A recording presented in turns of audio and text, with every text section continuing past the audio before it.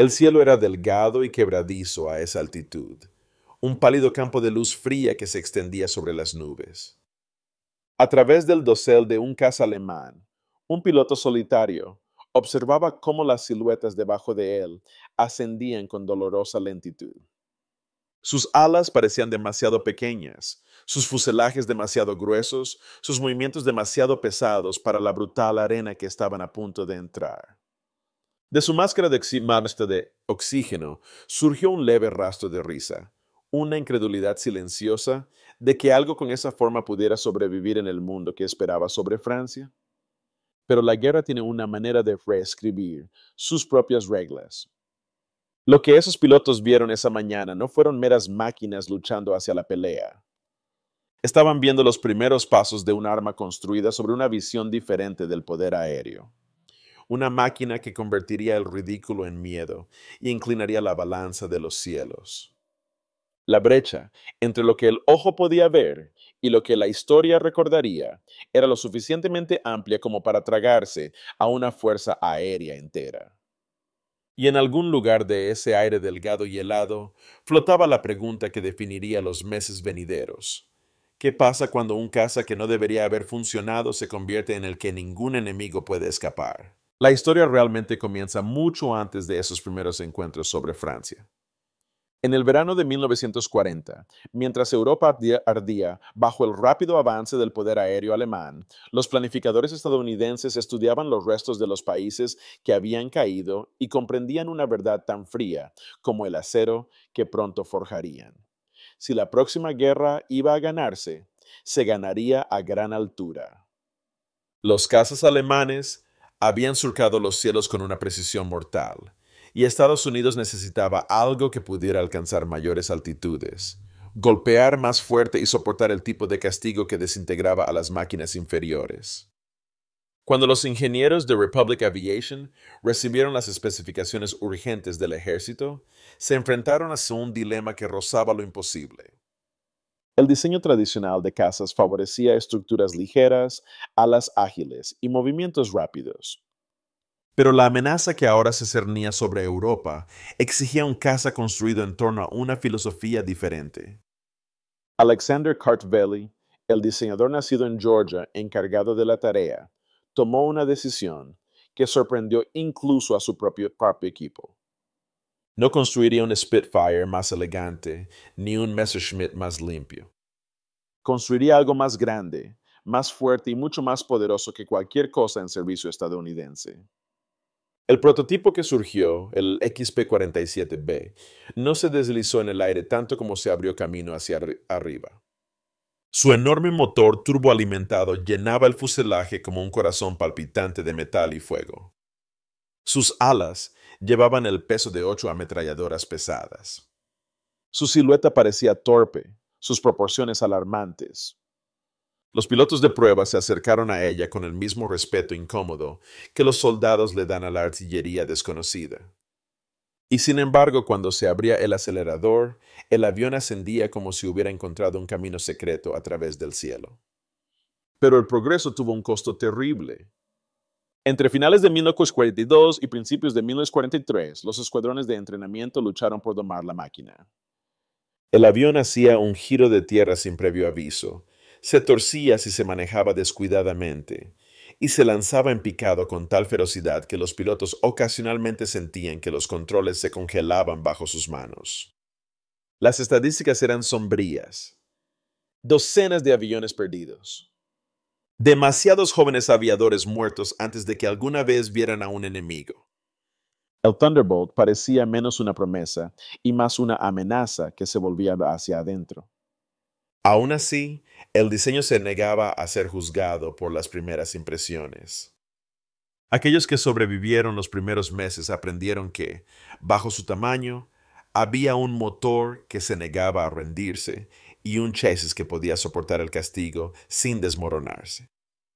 Cuando finalmente llegó el combate al caza pesado, en la primavera de 1943, el campo de batalla presentó otro desafío más. El Thunderbolt no podía maniobrar con los cazas alemanes. No podía trepar con ellos a altitudes más bajas. Y en esas primeras semanas, las pérdidas aumentaron mientras las victorias seguían siendo dolorosamente raras. Para la Luftwaffe, esto simplemente confirmaba lo que ya creían.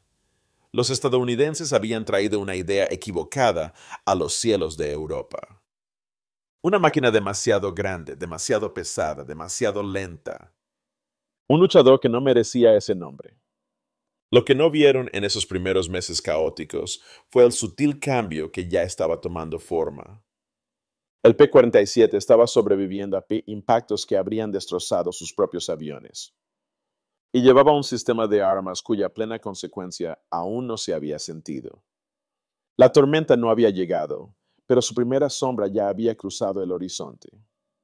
El punto de inflexión no llegó con una victoria, sino con una supervivencia que debería haber sido imposible. En una mañana de junio de 1943, cuando una formación de P-47 cruzaba la costa de Francia, los alemanes atacaron con la eficiencia de cazadores que conocían a su presa. 16 Februario 190 descendieron del sol, sus proyectiles de cañón recorriendo el cielo. En segundos, un joven piloto estadounidense llamado Robert S.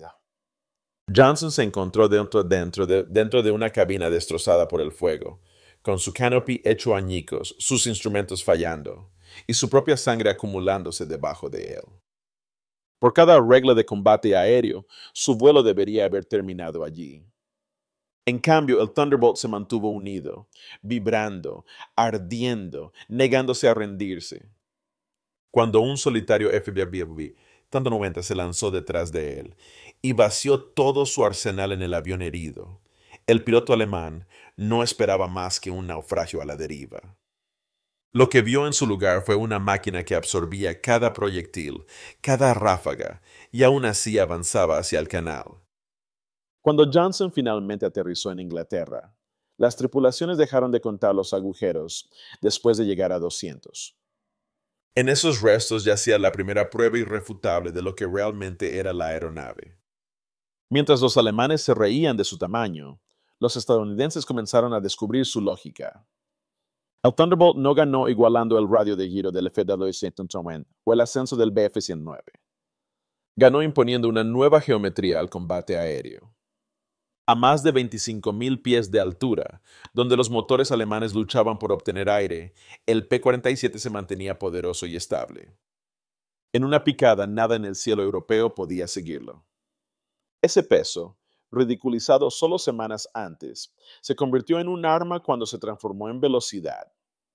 Fue durante estos meses que comandantes como Hubert Semke y Walker Bud Mahurin transformaron la forma en que los pilotos estadounidenses luchaban.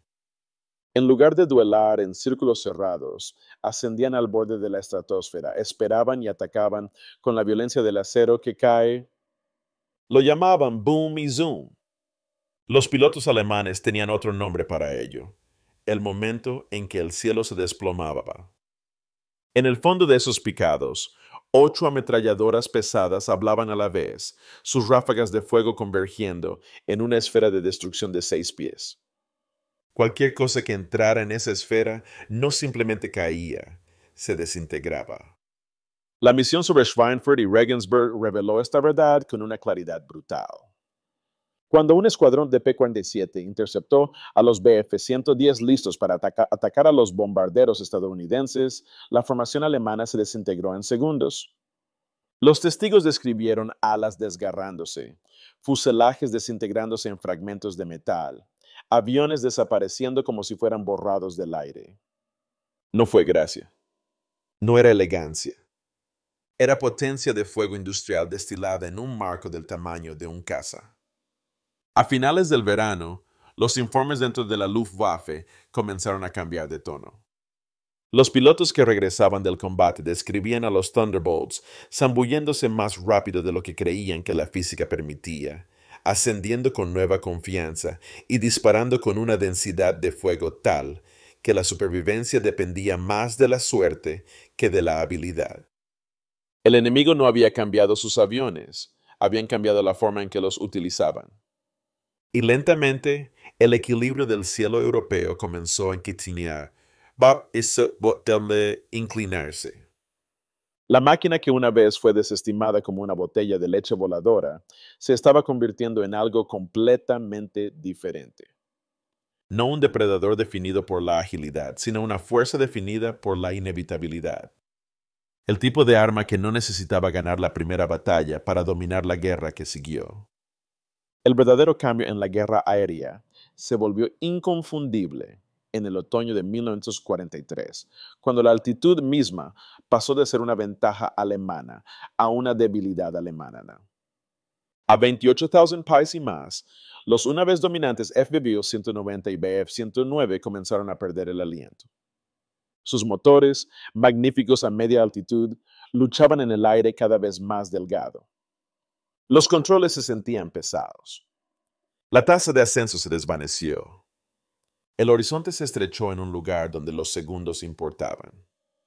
Fue en esta implacable capa de cielo donde Hans Philipp, uno de los ases más condecorados de Alemania, se encontró con el Thunderbolt en sus propios términos. Su récord era extraordinario. Más de 200 victorias en los frentes oriental y occidental, un piloto cuyos instintos se habían agudizado tras años de supervivencia. Pero la experiencia no podía compensar la física. Cuando los P-47 del 56 pseudogrupo de caza se lanzaron al combate desde arriba, llegaron con un impulso que Philipp no podía igualar ni evadir. Una ráfaga de fuego de Opapadete. 50 calibre atravesó su avión y en un instante el FV-190 se desintegró en llamas y fragmentos. Para la Luftwaffe, no fue solo la pérdida de un piloto. Era la pérdida de la certeza. La serie exigió respuestas. Las investigaciones siguieron. Los informes que llegaban al escritorio de G-Ring eran contundentes. El caza estadounidense superaba a los modelos alemanes en altitud, poseía una integridad estructural más allá de lo esperado, y ofrecía una potencia de fuego que superaba a los interceptores equipados con cañones en combate sostenido. El mensaje detrás de la jerga técnica era simple. La Luftwaffe ya no controlaba el cielo. Luego vino un desarrollo aún más preocupante. El Thunderbolt evolucionó. Con la introducción de la hélice de palas en las variantes P-47D, la tasa de ascenso se disparó. La aceleración mejoró. La máquina que antes se movía pesadamente por la atmósfera inferior, ahora ascendía con una sorprendente fuerza. Los pilotos alemanes, acostumbrados a derribar a los estadounidenses desde arriba, se encontraron ante un caza que podía cerrar la brecha vertical. Los combates que antes eran dictados por la Luftwaffe ahora pertenecían a quien tuviera más altitud y nervio, y cada vez más ese era el Thunderbolt. Para cuando los planificadores aliados comenzaron a dar forma a la invasión de Francia, el P-47 había evolucionado hacia un nuevo papel, uno que grabaría su reputación en la memoria de cada soldado que luchó bajo su mando. Las mismas armas que desmembraron a los cazas ahora destrozaban convoyes, líneas de tren, columnas de tanques y rutas de suministro. Cuando las primeras oleadas desembarcaron en Normandía el 6 de junio de 1944, más de 500 Thunderbolts patrullaban las playas. Las aeronaves alemanas que intentaron abrirse paso encontraron el cielo repleto de cazas estadounidenses desde el nivel del mar hasta el borde de la estratosfera. Los sobrevivientes de la Luftwaffe recordaban la experiencia con una especie de horror silencioso. Un solo paso de un P-47 podía borrar una columna de vehículos. El sonido de su motor en picada se convirtió en una advertencia que nadie podía ignorar. Las tropas hablaban de la tierra erupcionando bajo ellos, de camiones convirtiéndose en bolas de fuego, del silencio repentino y brutal después de una ráfaga de Las balas de calibre 50 desgarraron el mundo. Y bajo estos momentos de batalla yacía una verdad más profunda. La Luftwaffe ya no luchaba por la superioridad aérea. Estaba luchando por sobrevivir. Cada día que el Thunderbolt permanecía en el cielo, esa supervivencia se alejaba más de su alcance. Lo que separaba a los Estados Unidos de su enemigo no era simplemente el diseño de un solo caza, sino la filosofía que lo producía. Los planificadores estadounidenses no veían el poder aéreo como un concurso de haces en duelo.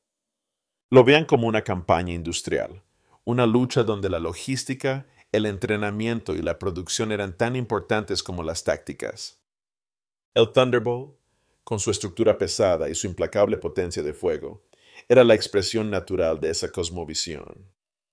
Las fábricas de Nueva York e Indiana entregaban aviones a un ritmo que asombraba incluso a los comandantes aliados. Lo que la Luftwaffe destruyó en una incursión matutina podía ser reemplazado al día siguiente. Los mecánicos hábiles mantenían a los escuadrones volando con una abundancia de piezas de repuesto. Los pilotos entrenaban con munición y combustible en cantidades que las unidades alemanas solo podían imaginar. Cuando un grupo de cazas estadounidense llegaba al teatro de operaciones, sus aviadores llevaban cientos de horas de entrenamiento, prácticas disciplinadas en formación y una profunda familiaridad con sus aeronaves. Los pilotos alemanes, para 1944, a menudo entraban en combate con menos de 100 horas de tiempo total de vuelo. A medida que las unidades P-47 asumían sus roles ampliados, el mundo en general comenzó a comprender las implicaciones. Los aliados entendieron que el poder aéreo estadounidense ya no dependía de la brillantez individual, sino de un sistema capaz de mantener una presión sostenida. Interceptar bombarderos, proteger las playas de Normandía, cazar columnas blindadas o escoltar formaciones en el interior de Alemania se convirtieron en partes de una única y unificada estrategia. La superioridad aérea no era el objetivo, era la base sobre la cual descansaba cada otra operación. Para la Luftwaffe, esta transformación fue devastadora. Cuanto más luchaba Alemania, más se intensificaba el sistema estadounidense. La Operación Bodenplatte, la desesperada ofensiva del día de Año Nuevo de 1945, ilustró el desequilibrio con dolorosa claridad. Los cazas alemanes destruyeron docenas de aviones estadounidenses en el suelo, pero su victoria se evaporó en cuestión de horas cuando los Thunderbolts de reemplazo salieron de los transportes y se dirigieron a nuevas plataformas. La Luftwaffe, ya debilitada por la escasez de combustible y la pérdida de pilotos veteranos, no tenía tal reserva. Cada aviador caído representaba una experiencia que nunca podría ser reemplazada. Al final de la guerra, los propios comandantes alemanes hablaban abiertamente de las lecciones estratégicas. Admitieron que el coraje y la habilidad táctica no podían superar a una nación capaz de crear una fuerza abrumadora en el aire misión tras misión, mes tras mes. El mundo, observando desde las ruinas de Europa y el Pacífico, entendió el mensaje claramente. La guerra moderna no pertenecía a la aeronave que deslumbraba en un combate de giro, sino a la máquina respaldada por un sistema lo suficientemente poderoso como para sostenerla. En los últimos meses de la guerra, cuando los cielos sobre Europa se hicieron silenciosos y el humo comenzó a disiparse, el Thunderbolt se erguía como más que una máquina de metal y fuego. Se había convertido en un símbolo de un tipo diferente de fuerza, la que no se construye a partir de la elegancia o la agilidad, sino de la resistencia, la disciplina y la vasta voluntad industrial de una nación decidida a moldear el curso de la historia. El avión, que una vez provocó risas, ahora llevaba el peso de innumerables misiones, innumerables vidas salvadas y innumerables historias que resonarían mucho después de que las armas enmudecieran. Para los pilotos que lo volaron, el P-47 nunca fue simplemente un caza. Era un compañero en las horas más implacables de sus vidas, un escudo forjado por la industria estadounidense y un recordatorio de que la supervivencia a menudo dependía del margen entre lo que una máquina podía soportar y lo que un corazón humano podía cargar. Muchos regresaron a casa con recuerdos de la estruendosa picada, el temblor del fuselaje y el ritmo constante de esas 8 ametralladoras de 50. Otros no regresaron en absoluto, pero su legado sigue tejido en el acero de cada Thunderbolt sobreviviente y en las historias contadas a su alrededor. Para sus adversarios, el recuerdo era diferente. Los pilotos alemanes que alguna vez se burlaron de la voluminosidad de la silueta, más tarde hablaron del terror que se instalaba en sus estómagos cuando escuchaban su rugido inconfundible.